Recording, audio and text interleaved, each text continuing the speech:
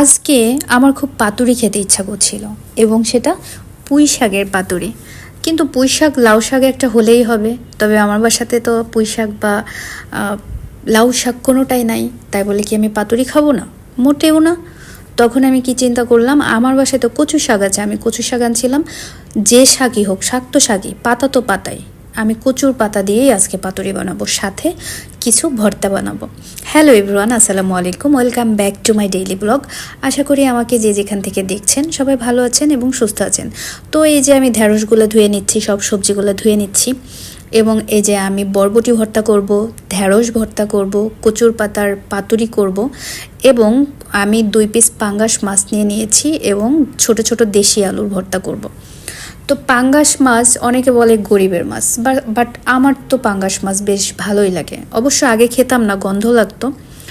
আর হচ্ছে আমার বাসার মধ্যে আমি আর আমার আম্মুই খাই, আমার আম্মুরও পছন্দ। এছাড়া হচ্ছে সব সময় খাওয়া হয় না, মাঝে মধ্যে খাওয়া হয়, কিন্তু আমার খুবই পছন্দ। যেমন আমার ইলিশ মাছ নাম্বার 1 নাম্বারে আছে, নাম্বার 1। বাট ইলিশ মাছ আমার এত পছন্দ, তারপরেও ইলিশ মাছ দেখা যাচ্ছে এমন হয়নি যে আমি অনেকগুলো একসাথে সবসময় খাই।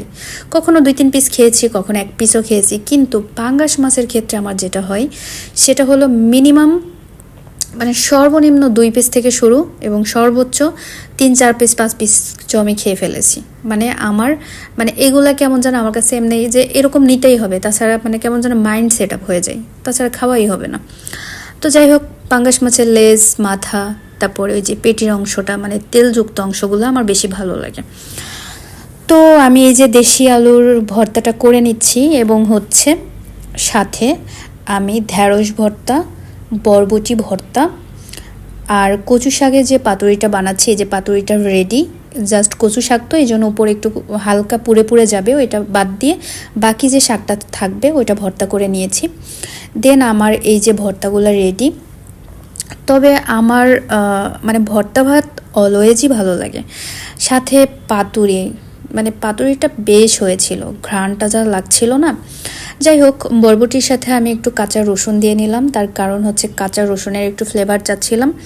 কারণ সব ভর্তাগুলো যদি সেম সিস্টেমে করি তাহলে ব্যতিক্রম কেমন হলো, হয়তো স্বাদে গন্ধে একটু ব্যতিক্রম হলো, কিন্তু পেঁয়াজ মরিচের ফ্লেভারটা তো সেম থাকবে, তাই না? যদি একটু ডিফারেন্ট থাকে তাহলে কিন্তু মন্দ হয় না। তাই আমি একটু সাথে কাঁচা পেঁয়াজও অ্যাড করেছি, একটু রসুনও অ্যাড করেছি, করে আমি বরবটিটা ভর্তা করেছি। এবং হচ্ছে আমার ভর্তার মধ্যে কিছু সিক্রেট থাকে, এটা আমি শেয়ার করব না, প্রত্যেকটা মানুষেরই তো কিছু না কিছু সিক্রেট থাকে। তো যাই হোক, হাতে মাখানো ভর্তা আমার বেশি পছন্দ, সাথে পাটাই বাটা ভর্তাও আমার কিছু কিছু অনেক ভালো লাগে। তবে পিশনির ভর্তা খারাপ না, কিন্তু পিশনিতে ভর্তা করা আমার কাছে একটু ঝামেলাই মনে হয়। তো তারপরেও করেছি, এই যে দেন করার পরে এই পিশনির ভিতরে একটু ভাত নিয়ে খেয়ে ফেললাম, তার কারণ পাটায় মাখানো ভাত কিন্তু বেশ ভালো লাগে।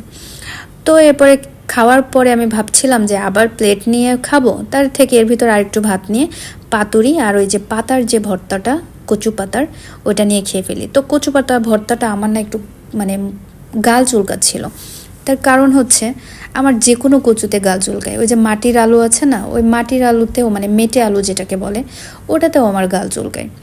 আমি কেননা বুঝি না, আমার মাইন্ড সেট আপ হয়ে গেছে। যাই হোক, তো আমি হচ্ছে এই জন্য কচু শাকটা পরে আর খাই নাই। আর এই যে আমি পাতুরিটা হচ্ছে খাচ্ছি, খুবই মজা ছিল, খুবই ঘ্রাণ হয়েছিল এবং খুবই মজা ছিল। তো আমি খাচ্ছি। আর যেহেতু পাতুরি, এই জন্য 2 পিস নিয়েছি, সাথে তো ভর্তা তো ছিল অনেকগুলা, তবে সব ভর্তা অল্প একটু করে নিয়েছি, সব ভর্তা দিয়ে মজা করে খাইনি, কারণ আর কত খাবো। তো তখন চিন্তা করলাম ঠিক আছে, ভর্তা দিয়ে তাহলে পরে খাবো, ফ্রিজে রেখে দিয়ে এখন। তো এই আর কি। কিন্তু আমি যদি অন্য সময় যদি এমনিতে মাছ ভাত খাই, তো সেক্ষেত্রে পাঙ্গাস মাছটা আমার এত ভালো লাগে যে আমার অনেকগুলো পিস আমি খেয়ে ফেলি। তো এই যে আমি পিশনির ভিতরে ভাত মেখে খেয়ে ফেলছি। কে কে আমার মতো পিশনিতে বা পাটায় মাখানো ভাত খেতে পছন্দ করেন অবশ্যই কমেন্ট করে জানাবেন। তো আমার তো বেশ ভালো লাগে। আর অবশ্যই অবশ্যই আমার ভিডিও ভালো লাগলে লাইক, ফলো করবেন, কমেন্ট করবেন, শেয়ার করতে অবশ্যই ভুলবেন না। আর ইউটিউব থেকে যদি দেখেন তাহলে অবশ্যই অবশ্যই সাবস্ক্রাইব করবেন। তো এই যে আমার খাবার দাবার প্রায় অলমোস্ট ডান, মানে প্রায় শেষের দিকে। তো আমি একটু আলু ভর্তা নিয়ে নিলাম, নিয়ে খাচ্ছি আর ভাবছি যে খাবার দাবার কত মানে খেতে কিন্তু টাইম লাগে না, কিন্তু এগুলো রেডি করতে এবং এগুলা মানে প্রিপারেশন এত লেট হয়, এত ঝামেলা। সে বলে না রেডি করতে অনেক টাইম লাগে, খেতে কিন্তু টাইম লাগে না। তো যাই হোক, তারপরেও তো খেতে হলে তো একটু কষ্ট করতেই হবে, ভালো ভালো খেতে হলে, তাই না? তো সবাই ভালো থাকবেন, সুস্থ থাকবেন এবং অবশ্যই আমার জন্য দোয়া করবেন এবং বাই বাই, টাটা, আল্লাহ হাফেজ।